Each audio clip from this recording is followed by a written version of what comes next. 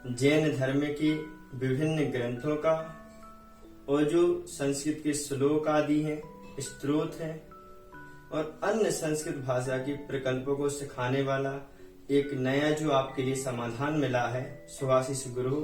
इस सुभाषिस गुरु चैनल में आपका स्वागत है।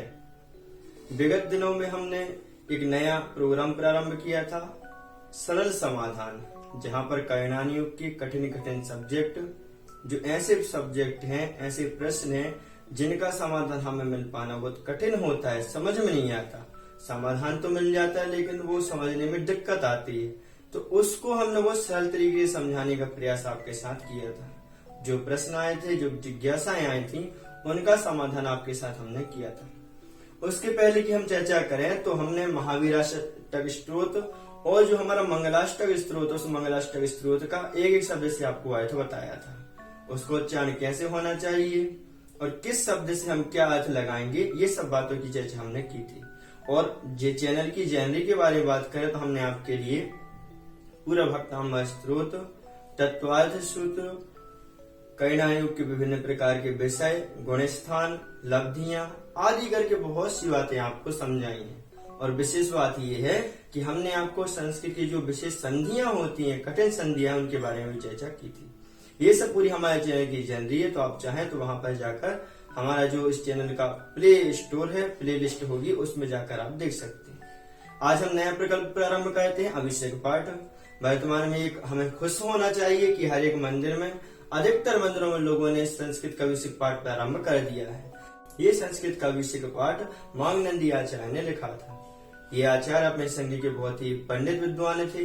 इनका जो कथन है, जो संस्कृत में पकड़ कहना चाहिए, पकड़ जो थी बहुत मजबूत थी और बहुत ही ज्ञानी थे।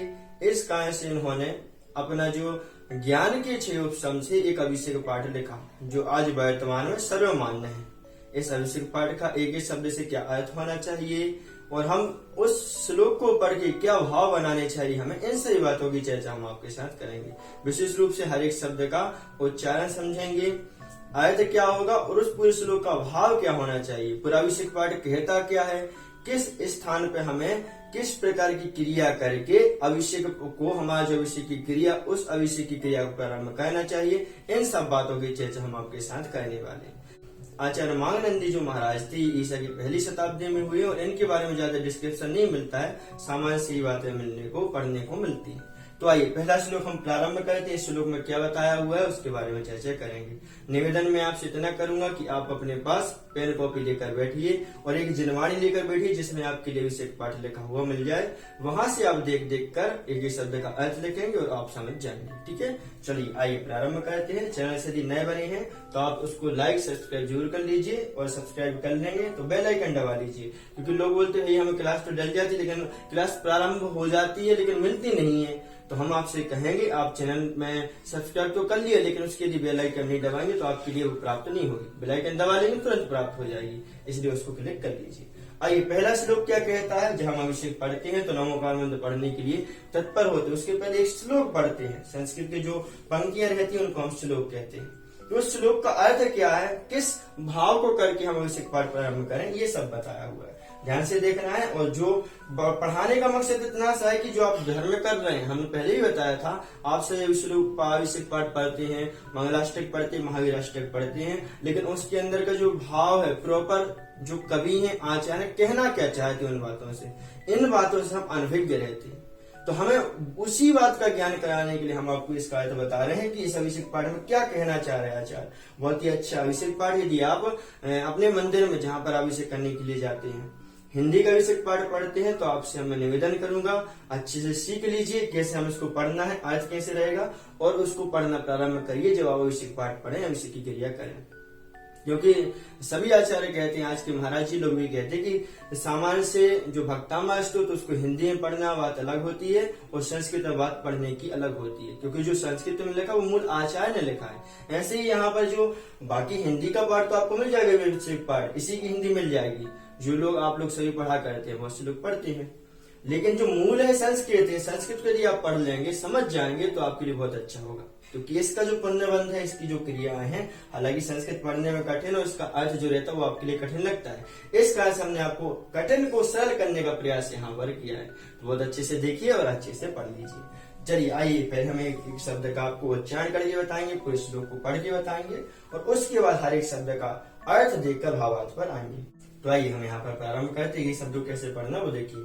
श्रीमन्नता मर शिरष्टत रत्न दीप्ति त्वयाव भासी चरणाम्बुज युग्ममीशम् अर्हन्त मुन्नत पद प्रदमाभिनम्य तन्मूर्ति शूद्य दविषेक विधिम करिष्ये। अब देखो इसको कैसे हमें पढ़ना है वो देखिए। श्रीमन्नेतामरशिरष्टट रत्नदीप्ति त्वया विभासि चरणाम्बुजयुग्ममीशम् अर्हन्ते मुन्नति पद प्रदिमाभिनम्ये तन्मूर्ति शोध्यदभिषेक विधिम करिष्ये। ऐसे ही आप एक बार हमारा उच्चारण देखिए, कैसे हम उच्चारण कर रहे हैं हर एक शब्द का, और अपना अभिषेक पाठ यदि कहीं पर गलत होता है तो उसको ठीक कीजिए। देखिए संधि विच्छेद कैसे करेंगे। संधि विच्छेद नहीं आएगा तो आपको पूरा श्लोक का प्रॉपर अर्थ समझ में नहीं आएगा, इसलिए संधि विच्छेद करना जरूरी है। श्रीमन्नेतामर शिरष्टट, श्रीमत आएगा, फिर यहाँ पर बनेगा नत, ऐसे निकलेगा, इसमें से आ तो बन जाएगा अमर, शिर यहाँ पर रा का विसर्ग तो सिराहा, टट हो जाएगा। यहाँ पर देखिए श्रीमत नत अमर, यहाँ पर दीर्घ संधि हो जाएगी और आंख बन के बड़ा हो जाता है। शिरष्टट तो यहाँ पर रा का विसर्ग हो जाएगा, सिराहा टट हो जाएगा। आगे पंक्ति में चरणाम्बुज, चरण अम्बुज, युग्ममीशम युग्मम ईशम, और यहाँ संधि देख लीजिए अर्हन्तम उन्नत प्रदम, यहाँ पर प्रदम हो जाएगा, अभिनम्य। आगे तन्मूर्ति शूद्य तो क्या होगा, मूर्तिषु उद्यत अभिषेक। ऐसे ही एक एक शब्द का संधिविच्छेद हम निकाल लेंगे। अब आइए हम पूरे शब्दों का अर्थ देख लेते हैं। श्रीमत, श्री मतलब वैभव से, मत मतलब जो संपन्न है, शोभायमान है, या कह सकते जो लक्ष्मी से शोभायमान। श्री का मतलब लक्ष्मी होता है, जो लक्ष्मी से वैभव से शोभायमान है, सहित है। नत मतलब नत झुके हुए, अमर मतलब देव। अमर का विशेषण किसको देते हैं, देवताओं को। भैया जी अमर क्यों कहते हैं, क्योंकि उनकी जो आयु रहती है वह आयु बहुत अधिक होती है, सागरों की आयु होती है, इस कारण से देवताओं को अमर कहते हैं। तो वैभव से संपन्न झुके हुए देवताओं के शिरष्टत, सिर मतलब सिर के, तट मतलब तट में जो स्थित है, सिर के तट में जो स्थित है मतलब क्या, जो उनका मुकुट है, तो वह मुकुट, उस मुकुट की रत्न मतलब मुकुट के ऊपर जो लगा हुआ रत्न है, उस रत्न की दीप्ति मतलब दीप्ति को, कांति को। त्वयाभासी मतलब बढ़ाने वाले, और चरण मतलब चरण, अम्बुज मतलब कमल, तो चरण कमल, युग्म मतलब दोनों, दोनों चरण कमल किसके, ईश मतलब ईश के, जो ईश हैं, भगवान हैं। अर्हंतम कौन से भगवान, अर्हंतम अर्हंत भगवान के। उन्नत मतलब जो उच्च को, पदम मतलब पद को, प्रदम मतलब देने वाला है, अभिनम्य मतलब उनको नमस्कार करके। क्या बता रहे भैया जी आप, हम आपको एक एक शब्द का अर्थ बता रहे हैं, हर एक शब्द का यदि अर्थ आ जाएगा तो आपके लिए पूरा समझ में आएगा। तो अभिनम्य मतलब नमस्कार करके, तन मूर्ति मतलब उन जिनेन्द्र भगवान की, मूर्तिषु मतलब मूर्तियों पर, उन मूर्तियों पर, जिनेन्द्र भगवान की जो मूर्ति, उन मूर्तियों पर, उद्यत मतलब तैयार हुआ हूँ, किसके लिए, अभिषेक मतलब अभिषेक, विधि मतलब अभिषेक की विधि को, करिष्ये मतलब करने के लिए, अभिषेक की विधि को करने के लिए मैं तैयार हुआ हूँ, अथवा मैं उन जिनेन्द्र भगवान की अभिषेक प्रतिमाओं पर अभिषेक करूंगा। ऐसे के शब्द का अर्थ है। अब देखिए पूरा श्लोक से अर्थ कैसे निकालेंगे वो हम आपको बताते हैं। जो विशेष प्रकार के वैभव से युक्त हैं, ऐसे झुके हुए देवताओं के मुकुटों पे स्थित जो रत्न है, उस रत्न की दीप्ति को जो बढ़ाने वाले हैं, अथवा जिन रत्नों की दीप्ति बढ़ रही है, ऐसे चरण अम्बुज चरण रूपी कमल युग्म मतलब दोनों ही चरण रूपी जो कमल हैं, ऐसे चरण रूपी कमल शोभा को प्राप्त हो रहे हैं। कैसे शोभा को प्राप्त हो रहे हैं? जो विशेष प्रकार के वैभव से युक्त हैं, वह झुके हुए, ऐसे झुके हुए देवताओं के सिर में स्थित जो मुकुट है, उस मुकुट में लगा हुआ जो मणि है, वह मणि की दीप्ति से जो शोभायमान हो रहा है, अथवा जो शोभायमान हो रहे हैं, शोभा को प्राप्त हो रहे हैं। आप अपने मन इमेजिन कीजिए, एक कल्पना कीजिए कि जैन भगवान की मूर्ति अथवा जैन भगवान सामने बैठे हुए हैं। चारों निकायों के देव जो रहते हैं, वह उनको नमस्कार कर रहे हैं। तो झुके हुए देवता कैसी है? लक्ष्मी से युक्त है, तो कह दिया श्रीमत। देवता जो है लक्ष्मी से युक्त है, तो श्रीमत है।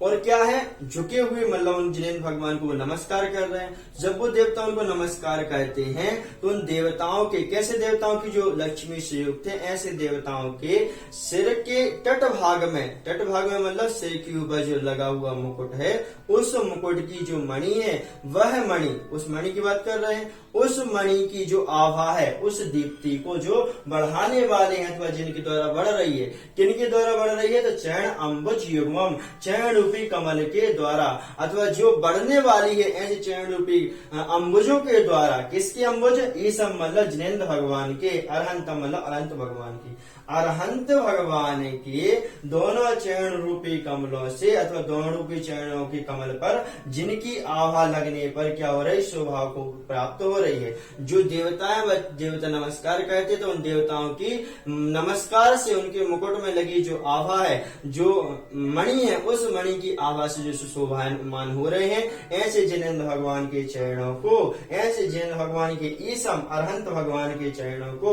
और कैसे है भाई? ईश उन्नत पदम प्रदम, उन्नत पद को देने वाले हैं। उन्नत पद मतलब मोक्ष रूपी पद को जो देने वाले, जैन भगवान की चर्चा कर रहे हैं। जैन भगवान की वह जिनेन्द्र भगवान कैसे है? मोक्ष रूपी पद को देने वाले हैं। और ऐसे जैन भगवान को अभिनम्र मतलब में नमस्कार करके आप क्या कर रहे हैं? जैन भगवान की प्रतिमा के समक्ष खड़े होकर ये श्लोक पढ़ रहे हैं। तो इस श्लोक का भाव क्या होगा वह हम आपको बता रहे हैं। तो ऐसे जिनेन्द्र भगवान के चरणों को, चरण रूपी कमलों को नमस्कार करके, कैसे चरण कमल है? ऐसे चरण कमल है जो देवता है, लक्ष्मी से युक्त देवता है, वह जब नत होते तो उनके नत होते हुए देवताओं के मुकुट में लगी हुई जो मणि है, उस मणि की शोभायमान, उस मणि के द्वारा जो शोभायमान है, ऐसे जिनके चरण रूपी कमल जिनेन्द्र भगवान के, जो जिनेन्द्र भगवान कैसे हैं? उन्नत पद प्रथम मतलब उन्नत पद को जो देने वाले हैं, ऐसे जिनेन्द्र भगवान को अभिनम्र मतलब नमस्कार करके, ऐसे जिनेन्द्र भगवान को मैं नमस्कार करके तन मूर्तिषु, तन उन जिनेन्द्र भगवान की मूर्तिषु मतलब मूर्तियों पर, मूर्तियों में उद्यत अभिषेकम मतलब तैयार हुआ हूँ। अभिषेक विधिम करे से मतलब अभिषेक विधि को करने के लिए तैयार हुआ हूँ। फिर से देखिए अंतिम वाली लाइन, तन मूर्तिषु उन मूर्तियों पर, उद्यत मतलब तैयार हुआ हूँ, क्या करने के लिए? अभिषेक विधिम करे से, अभिषेक विधि करने के लिए तैयार हुआ हूँ। ये श्लोक का पूरा अर्थ है। क्या कह रहे हैं भैया जी यहाँ पर? वह एक कह रहे हैं कि जो जिनेन्द्र भगवान का अभिषेक आप कर रहे हैं, वह जिनेन्द्र भगवान है कैसे, उनकी विशेषता बता रहे हैं कि जो चारों निकायों के देव हैं, चारों निकाय तो नहीं लिया, फिर भी हम यहाँ पर लेते हैं, जितने भी देव हैं, जीवित सभी देव जैन भगवान के समक्ष आकर के नमस्कार करते हैं। लक्ष्मी से युक्त देव जब नमस्कार करते हैं, तो उन देवताओं के मुकुटों में लगी हुई जो मणि है, उस मणि की आभा से जो शोभायमान हो रहे हैं, शोभायमान हो रहे हैं। क्या शोभायमान हो रहे हैं? चरण रूपी दोनों कमल जिनके, किनके? तो ऐसे ईसम अरहंतम, अरहंत भगवान के चरण कमल जिनके शोभायमान हो रहे हैं। और कह रहे हैं उन्नत पद प्रदम, उन्नत पद को जो देने वाले हैं, ऐसे जिनेन्द्र भगवान को, अरहंत भगवान को अभिनम्र मतलब नमस्कार करके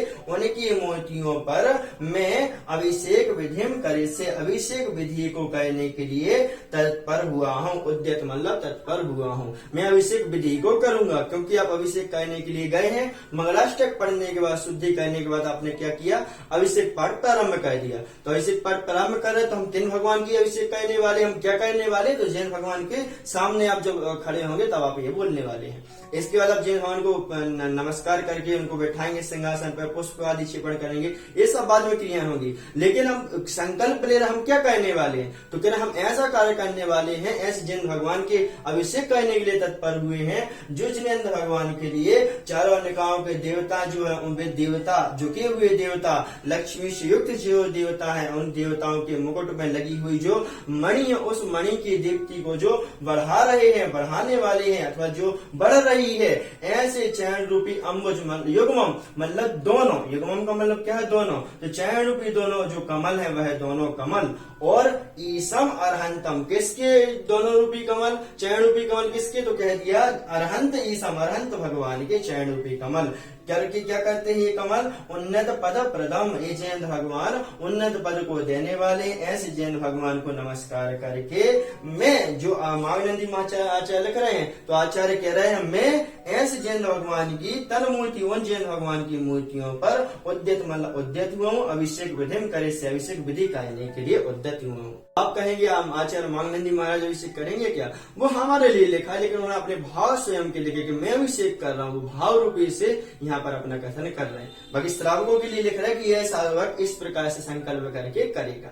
ठीक है, तो इस श्लोक का अर्थ यही होता है कि जो श्रीमान है, लक्ष्मी से युक्त है, ऐसे देवता अमरनत जो झुके हुए देवताओं के शिखर पर, शिखर के तट पर स्थित जो मुकुट है, उस मुकुट की मणि की आभा से जो सुशोभमान हो रहे हैं, जिनके चरण रूपी कमल, किनके, तो जिनेन्द्र भगवान रूपी ईश के चरण रूपी कमल जिनके शोभायमान हो रहे हैं, चरण रूपी कमल शोभायमान हो रहे हैं, किसके द्वारा, देवताओं के मुकुटों के द्वारा, मुकुटों की मणियों के द्वारा जो शोभायमान हो रहे हैं, शोभा को प्राप्त होते हैं, और जो स्वयं शोभा को प्राप्त होते हैं। एक जगह ऐसा भी कहा है, तो ये देवतागण जैन भगवान के चरणों पर नमस्कार करते हैं, तो इनके सिंहासन पर लगी हुई जो मणि है, वह मणि की आभा जब जैन भगवान के चरणों पर पड़ती है तो वह बढ़ जाती। तो ऐसा भी अर्थ हम ले सकते हैं, दोनों बातें यहाँ पर हम कर सकते हैं। तो भाषित मतलब चरणाम्बुजों से आभाषित हो रही है, और कह दिया है ऐसे चरण रूपी कमल, किनके, अरहंत भगवान के चरण रूपी कमल जो देवताओं की मुकुट की आभा को बढ़ाने वाले हैं, अथवा जिनकी आभा बढ़ रही है, ऐसे जैन भगवान,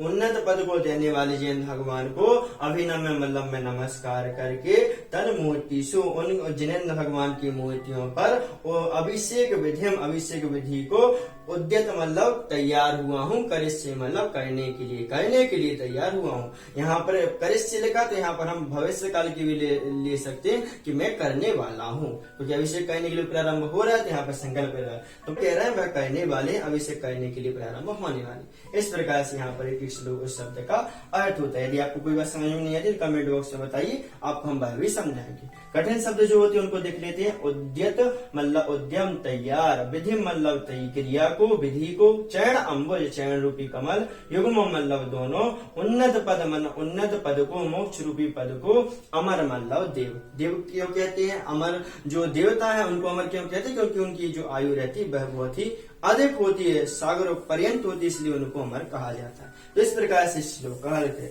इसके बाद हालांकि उन्होंने दो पंक्तियां और लिखी, यहाँ पर संकल्प लिखा नवोकार मंत्र पढ़ने के लिए, कायोश्वर कहने के लिए संकल्प रूप में एक मंत्र लिखा, उसके बारे में हम चर्चा कर लेते हैं। देखिए आपकी स्क्रीन पर हम शेयर कर देंगे, वह भी आप वहां पर जाकर देख सकते हैं। यहाँ पे आपकी स्क्रीन पर दिख रही होगी, उसको देखिए।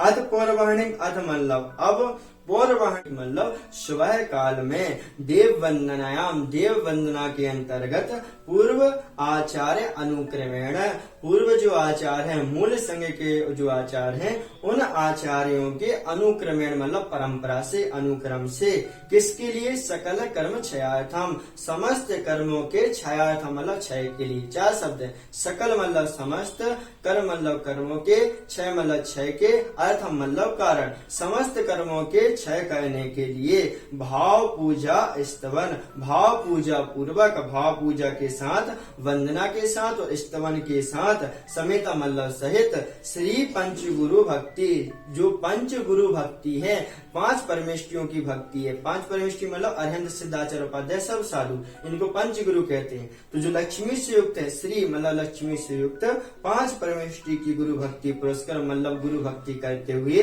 कायोत्सर्गम मतलब काय का उत्सर्ग।